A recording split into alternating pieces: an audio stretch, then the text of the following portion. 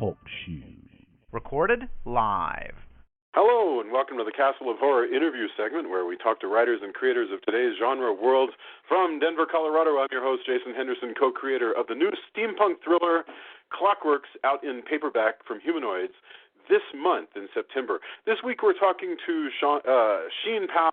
Shean, I'm learning to say your name. Shean Pao, author of The Feather and the Moonwell from Wordfire Press, a fairy-tale-tinged story of a tower-locked sorceress who sees an opportunity to escape but risks the world in the process.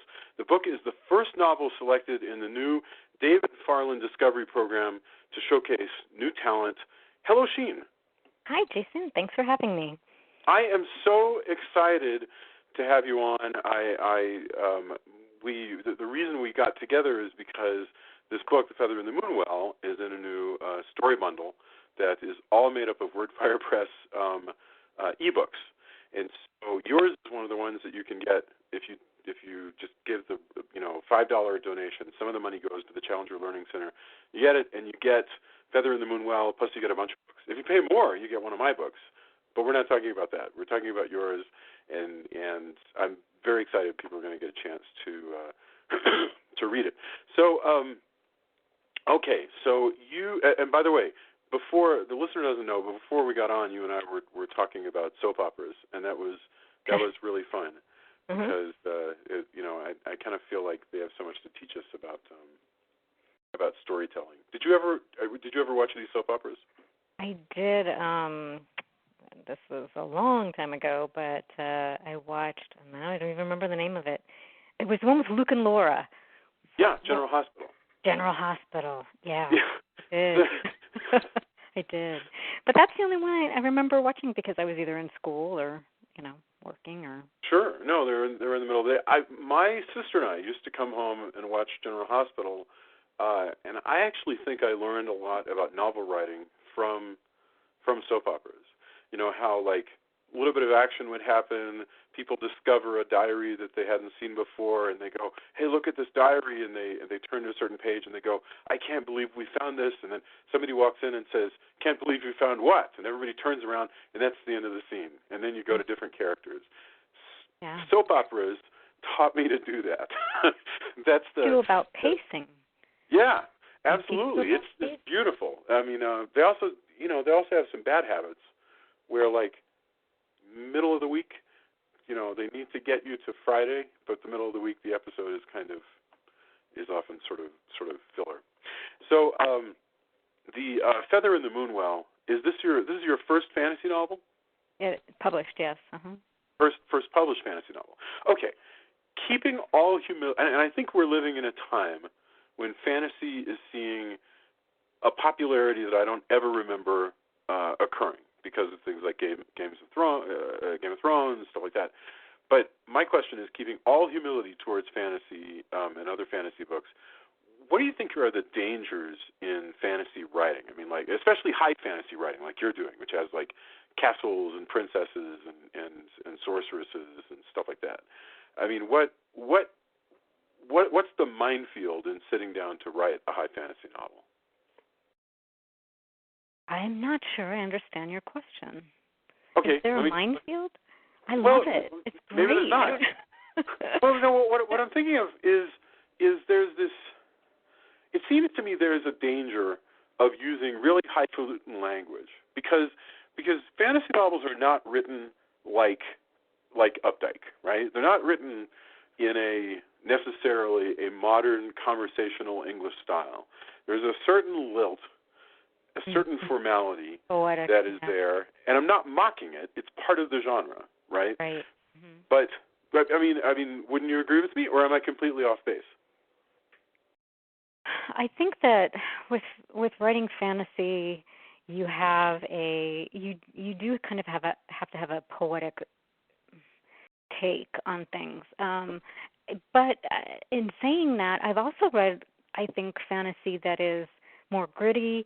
It's not.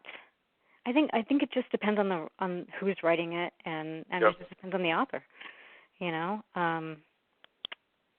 Well, certainly. No, I'm not. I you can still have like an extremely extremely gritty kind of, and thinking of like I think I'm thinking of Harry Turtledove. A couple of other fantasy writers I've read who are really dark. But there's I'm just saying, it seems to me that one of the dangers would be in figuring out how to thread the needle on language, because you couldn't have a character, character twist her ankle, and you can't have her like curse with modern English curse words, right? She would have to say whatever it is that she would say. Yeah, it's more difficult to. I see what you're saying. It's more difficult to write in medieval times or a fantasy kind of world because, you kind of have to watch the language. But again, it depends. There's fantasy out there that it is kind of a modern, almost a modern type of. You could be in a 20th century world and still have fantasy elements going on. So it depends on if you're pulling all the way back into a medieval fantasy, then it gets really difficult to try to keep that language with your characters. You've got to do some research. I had to do a lot of research as far as what really goes on in medieval times. You can't have modern things. You can't turn on a faucet. You can't, you gotta go get the water in a bucket, So you have to keep those elements in mind as well. You just have to do your research. Is it difficult to keep track of some of that stuff? I'm thinking like whether or not, would beer be chilled? Would it be beer? Would it be cold? They didn't have ice. They had to dig underground. They had these underground cellars, depending, what time of the year or even where in the location that you're writing. But a lot of the places, like if you're in Europe, they dug ditches or they dug caves and stored beer in caves, or under the ground, or that to keep things cool because they didn't have ice. Right. You didn't have those things. So you have to do a lot of research, depending on how deep you're going into the world. Itself. Yeah. And do you find, of course, that audience expectations probably determines a lot of that? In other words, you might very well go, no, I swear to you that, okay, look, we know that medieval people didn't have tomatoes, right? But let's assume for a moment that we did know that, but it was generally understood that they didn't, or anything like that, where the people's expectations is slightly different from the reality. So I won't pick on tomatoes because we know that they didn't have tomatoes. But, if you pick something and go, no, I swear to God they had this technology in the Middle Ages. It's just that we're not that aware of it. If you're going to be getting all these letters from readers saying you're using this technology and that's totally wrong, you kind of have to go, okay, fine, I won't use it or do you just go, no, this is my book and I'm going to have people do whatever it is that I think is right? That's a good question. I try to keep with. I'm not a medieval expert, and there's definitely things I'm going to miss. And I just hope that the readers are enjoying it enough to let that pass. If I do, screw something up, but. I think that sci-fi is a lot harder. I won't even attempt to write sci-fi because I think that in that world it really is unforgiving. You really need to know your science. You really need to know what you're doing. With fantasy, I think I don't know. For me, I've read a lot of fantasy books, and once in a while I'll come across something. I'm like, I don't think that they really had that, but. If I'm enjoying the story, I don't mind. I just keep going. I'm just like, okay, they didn't know, but I'm not going to write to them and say you screwed this up. I wonder. I assume people do that. Actually, I don't remember. I did get one letter many years ago with somebody complaining. I think it was about beer. Now, I used the example of the chilled beer, and actually, I think somebody caught me out on that one in a Highlander novel that I wrote, and they were like, the beer would not be chilled. It couldn't be chilled and I was like, and I thought of like several kinds of technology like you just listed. It's like Well, could they dig a hole? How about if they put it in a sack and threw it in a lake? Like there's several ways I can think of. So you could totally devise that in your story and have, chilled wine if they've got a cellar and it's cold enough. You bet. Yeah. Room temperature is different, by the way, in the middle of the winter in a place with no air conditioning. So that's exactly. Maybe they chilled it with magic. Hey. Well, yeah, there is and that's the other strange thing, of course, is that your world of the Middle Ages, the Shean Pao world, is not the world that we would experience if we hopped in a time machine and went backwards. It's a fantasy world with fantasy elements and magic and creatures, everything. Yeah. Right, and they're not speaking English in the first place. To get back to the English thing, I mean, because they'd be speaking whatever it is. They might be speaking High German, for all I know. And so you're reading a translation already. This is something that's been translated into the English by Shean Pao. Right. Which would get me back to, why can't you use modern cursing? Come to think of it, it's a translation. I think that you also don't want to jar your reader out of the world. Yeah. And if they have a preconceived idea, and most fantasy is kind of done in a medieval type of mode, or at least if that's the world that you're building, then you want to try to keep it as authentic as possible. Yeah. Well, you're suggesting, I think, that there's the text that we're reading, and there's also kind of a thrum or a rhythm going on in the background that has to align with what it is that the reader expects.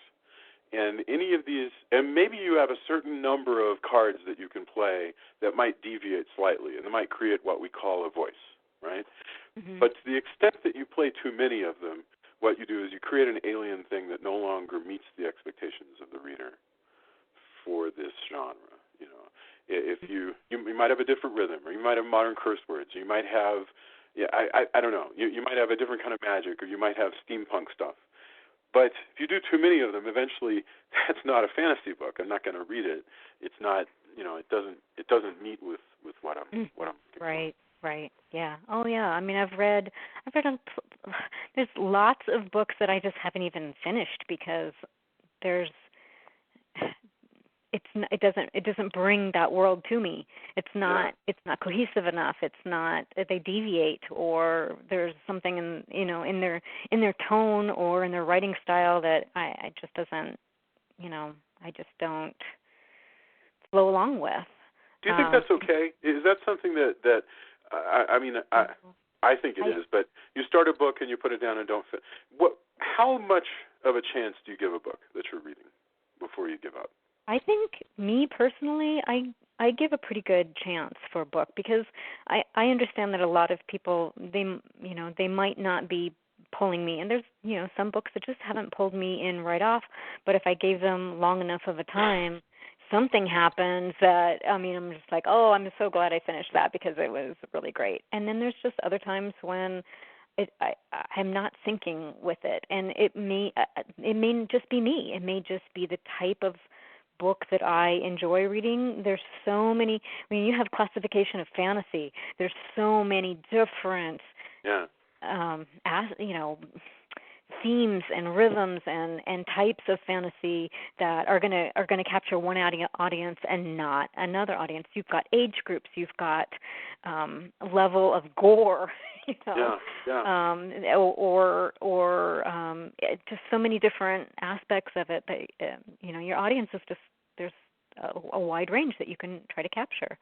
Right, and you might actually decide, hey, I'm going to try a new thing that I don't normally read this kind of book, and then you might go, wow, this is a new favorite. It's going to be part of my repertoire, and I'm going to read lots of books like this. Or nope, turns out I was wrong. This is not my taste at all. I talked to a lot of mystery writers, for instance, and I found actually that there's something really neat about cozy mysteries. There's something cool about them. One person in my writing group, I run an online critique group, some of Dave Farland's students, and one of the gals in my critique group just published a cozy mystery. I had never heard of cozy mystery before she wrote this. I didn't even know they existed, and it was great. It was a lot of fun, and I'm actually beginning to realize that I enjoy mysteries, and realize that there's mysteries in everything that we read. It's not, you can say fantasy, but there could be a mystery going on in this fantasy, and typically there is. Usually there is. Usually there. I mean, at least in some sense, there's got to be something that keeps you guessing. Like whether a lot of times it's parentage. Whether or not somebody is going to turn out to be the long lost father, brother, sister, of this particular character. That's a basic mystery that's going to keep popping up. But I mean, I've read a hell of a lot of Sue Grafton mysteries, which are not cozies. They're your standard private eye mysteries. I want to know how to do it. I really want to know how to do it. Not that I want to set out to write a bunch of Sue Grafton mysteries, but I really like to understand how that machine works. I agree completely. I just watched a whole series. We marathoned it. It's called Marcella. I think it's on Netflix. And she's a detective, and and I'm very, very good at watching a movie and knowing what's going to happen. A quarter of the way in, I'm just like, okay, this and this and this is going to happen, and that's what happens. So I'm really, really good at doing that. So when I get hit with a surprise or twist, I'm like, I just jump off my chair. I'm so happy because I'm thrilled when somebody can actually fool me on a show, and Marcella did that many, many times, and I wish I had that ability to. And I've heard that they start from the end of they've got the idea of what they're going to do, and they've got the ending, and then they work backwards, and it's just incomprehensible to me. I don't know. This sounds like something that you and I can go out and read some nonfiction stuff about this and report back to one another in a month, because I would really like to find out. I think that may be right. I think with general kind of stuff, you don't have to start from the end. But I think with a mystery, in the end that it's Colonel Mustard, in the library with a pipe, I think you probably need to start in the library and work your way back. Yeah, you do. You have to. You see, and it depends on whether you're. I think with some of, for instance, me, I started out as a seat of the pants type of writer, where I just started from the beginning. I had no idea what I was going to write, and I just wrote all the way through, and that's actually what I did. Is that true with this novel that we're talking about right now? The Feather? The Feather and the Moonwell. I did that with that novel as well, and I learned a lot, and I also learned that it takes you a lot longer, at least for me, to write that way than if you at least have some structure of a plot worked out beforehand. Because I had to go back. Well, have you written a book with a plot, the whole thing plotted out in advance? Where you know exactly I'm doing that. Yeah, I'm doing that. And my second book is plotted out. What did you use to... Oh, I'm sorry, go ahead. I interrupted you. I apologize. Oh, no, that's right. The first book that I wrote when I was 14 was also a seat of the pants because I didn't know any better. I just sat down and I just had this person and I just let things happen to that person and wrote this whole novel. And that's the same thing with Feather and the Moonwell. But now because it took me, there were so many plot holes, there were so many twists that happened that I didn't even plan. I had to go back and rewrite things because the timelines were messed up and there was plot holes. And one time I thought I was done with the book and I let my husband read it and he's like, well, but what about this? And I'm like, oh no, I had to go back and rewrite because there's a gigantic plot hole in it, and especially if it's huge. I mean, although some plot holes can be forgiven. If I recall, in the Maltese Falcon, there was one of the murders that the author just literally had no idea who committed it. Because I can't remember. He goes, who did that? The one guy. I don't know. I will rant and rave if there's a plot hole in a movie that I go and see. I just can't. I can't handle it. I gotta have all the T's crossed and the I's dotted. So funny. Yeah. I'm sure that happens from time to time. But Hitchcock, and mind you, we're talking now about the level of a plot hole that that you can kind of live with. Hitchcock called them refrigerator moments. Now, there's plot holes that are so acceptable or invisible that you can go with them while you're actually experiencing the story. And then you only sort of become aware of them as you start picking the story apart later. Like when you're at the refrigerator and you open them up to get, to steal some of Juan Carlos Williams' plums. You suddenly, are like, oh my gosh, I just remembered that nobody actually found the car that they left or whatever. You just remember a plot. Yeah. So refrigerator moments. But I know what you're talking about. You're talking about a giant plot hole that you didn't notice because you're close to it. When you were writing The Feather in the Moonwell, how long did this book take to write? It took me about a year, but I also work full time, so right. I was. So what's that like? I mean, so you're working full time, and on and off. Like I work full time, and on and off. I have like a management job, like a real job, right? Yeah. So what is that like to go to work, take the train, drive, do whatever it is that you do, and then try to spend time in the evening getting your writing done? It's challenging. It's very challenging. Yeah, definitely. You just do what you can, and I work on the weekends. I actually did negotiate to take Fridays off, so I only work 4 days a week. Look at you. That's pretty cool. And that really made a difference. Being able to, but there's always so many distractions coming up. So you're just taking every little minute that you can. My husband's been fantastic with that. He's really supportive, and so he took over making dinner. And I have an African gray parrot, and I have a sun conure. Those are our kids, and he's great with them, and just giving me spare moments when I can. But there's a balance. You definitely, I kind of threw myself into it, especially after Dave Farland picked The Feather in the Moonwell up and decided that he wanted it as his first in the Dave Farland Discovery line. Which is really impressive. I mean, I'm still I still don't believe it. I'm still waiting for them to call me up and say, "Oh, we made a terrible mistake. We really didn't mean to, pick your book." It's astonishing to me. It's completely, it's so fantastic that I'm still not. I guess I'm still not. When did you find out that the book had been chosen to be put in to be the first? Well, it was probably 2.5 years ago. No, it was probably 3 years ago. I was a student of Dave's online. He has these wonderful, I recommend them to anybody that wants to learn to write, wonderful online classes. And I had been taking some classes from him while I was writing Feather in the Moonwell on my own. And I was entirely planning on self-publishing. In fact, I've even did copious amounts of research to self-publish. And I'm a graphic designer, so I did my own book cover. I put up my own website. I had this whole plan, and I was going to do all this marketing and everything.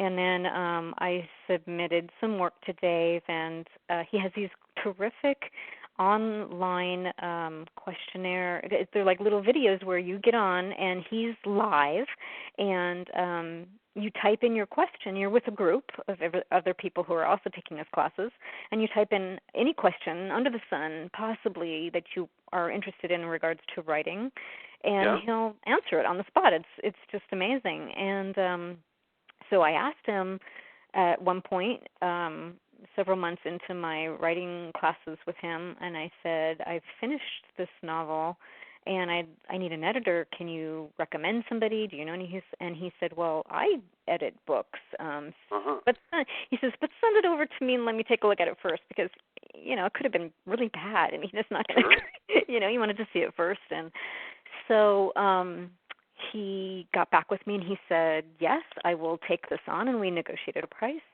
And he went through the first pass and gave it back to me, and at that time he said, I really love this story, and I want it to be included. I'm starting this Dave Farland Discovery Programs for new writers, undiscovered writers, and I want it to be the first. And he derailed my entire plan of self-publishing. So you had actually considered. So I mean, the book was published in the end by Kevin Anderson at Wordfire, but you had considered self-publishing. That's interesting. Oh yeah, I was completely sold on self-publishing. I have friends who have gone with traditional publishing and just all the horror stories and how unhappy they were and all of that. I just thought, why? I'm just going to self-publish. I hear so many good things about it, and yeah, it's kind of a give and take. You have positive and negative, but ultimately, I liked having the control of all of it. And but now I'm with Word of Fire Press, and it's fantastic. And the group there is just amazing, and it just keeps growing and getting bigger, and it's just been an amazing experience, really tremendous. Yeah, and just so people know, so Dave Farland is well known for having sort of Svengali'd a couple of amazing careers. I know he was involved in Stephanie Meyer's being discovered. He was involved in Harry Potter. Yes, Harry Potter. So plus he's got a number of best-selling novels in his own right. So this is a very respected teacher, and that is truly wonderful. I'm very happy for you that worked out, and that you landed the book. The golden ticket, yeah. Incredible. So and Wordfire, Kevin J. Anderson put that together with his wife Rebecca Muesta, and that was originally because Anderson had such a back catalog of his own work. This is my understanding, and so he's like, let's create a new press just to handle that stuff.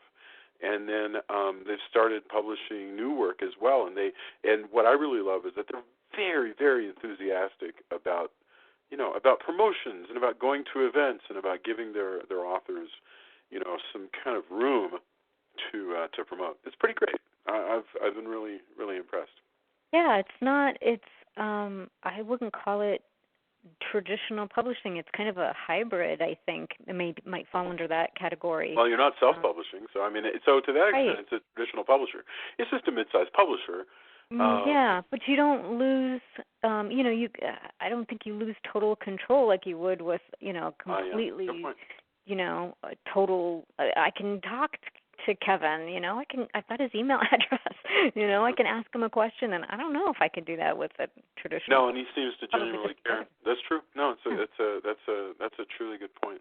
So, are you working on a book now? I'm working on the sequel. Okay. Feather in the Moonwell. Yeah. Very cool. And so when you're working, I know you live in California somewhere. You said that your husband's taken on some of the cooking duties.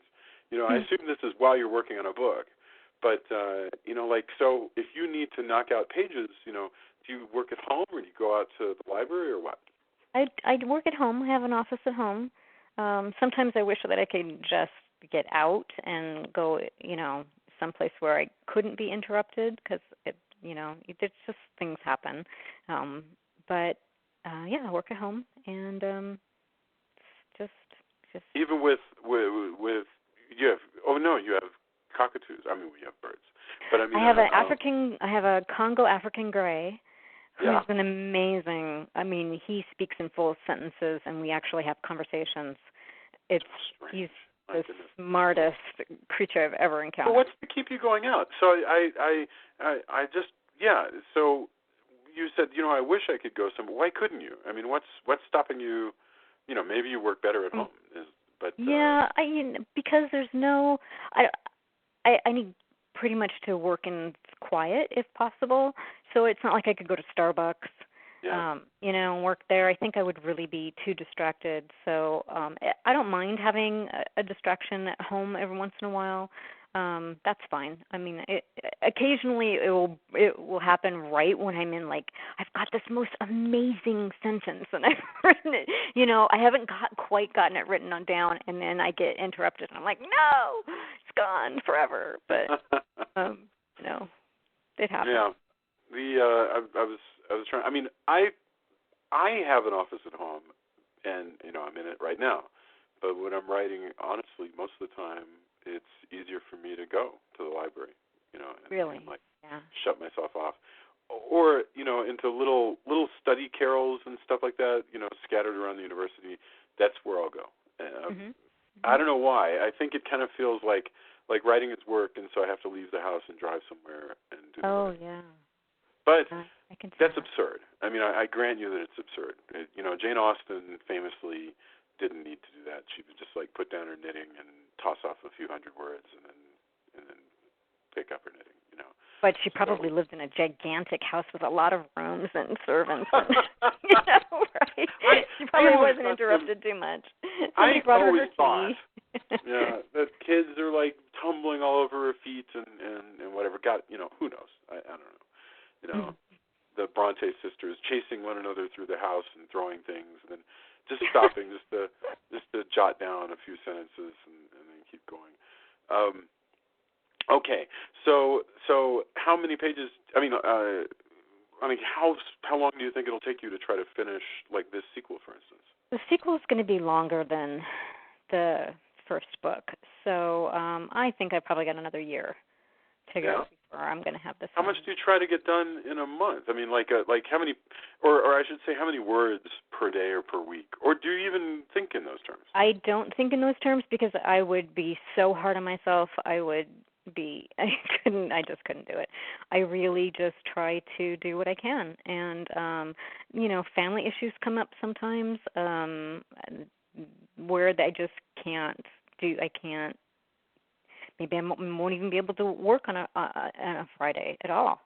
So I try to, do it in the evening if I come home from work and I've got an extra hour or something. And but like I said, that's what I had started to say with The Feather and the Moon when all this started to happen. I really pushed myself way too hard. I think my wonderful husband just took over everything, and but I went too far the other way. I was just every moment was spent trying to finish the edits. We went through many edits, and I was trying to get it finished and wanted to get it out, and I kind of neglected other things, and you definitely have to have a balance. That I learned that in writing Feather, and I think now maybe that's why it will take me a little bit longer to do the second book as well, because I'm not as fervent as I was on the first book. I kind of burned out a little bit, and I had to take a little bit of time to just kind of recuperate and heal from just all of that. When we published it, we did a little sneak peek at the Salt Lake City Comic-Con in March of this year, and so I went to Salt Lake, and that was a fantastic experience. I got to meet Kevin, and I had already met Dave at a Writers of the Future event before, but just the experience of I'd never been to a Comic-Con. If you can believe this is how out of the loop I have been. Didn't even know Comic-Con. Well, I didn't even know there were Comic-Cons until That's funny. Until I got published, and they're like, but you were a fantasy writer. Yes, is that? You were a fantasy and I writer. love making costumes. I mean, I used to win contests, for Halloween because of my costumes that I would. But I had no idea that Comic-Con even existed. Yeah.